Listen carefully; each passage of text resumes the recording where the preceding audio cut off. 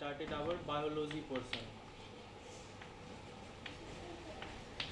As in the last class, I have told everybody that bio means life and logi, it is a made of a Greek word logos, that means study.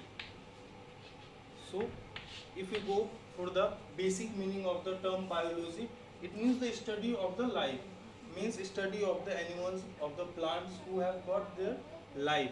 And we all know that there are plants and animal kingdom that has their life.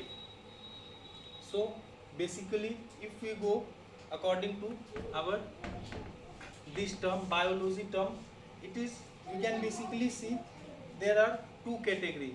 The first one is living things and the second one is non-living things. Okay, living things, simply we can say that who has life, who has got the life, where there is a growth, who can breathe, who need to take food. And non-living things who don't have life. Like living things, there are animals, plants, we human beings. And non-living things like table, chair, desk, this blackboard, chalk, all this. Okay.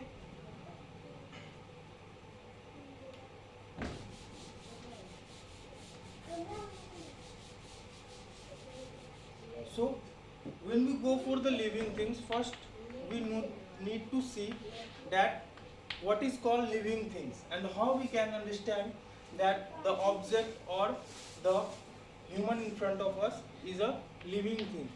So there are some major, some basic characteristics of living things. The first one we can say, living things breathe, means respiration takes place. We all breathe, we take in air, exhale carbon dioxide. Plants also breathe, we know plants take in carbon dioxide and exhale oxygen. But during the night time, plants also breathe like human being. Their respiration process is also like human being. They also takes in oxygen and releases carbon dioxide. That's why we used to hear that we should not sleep under a tree during night time.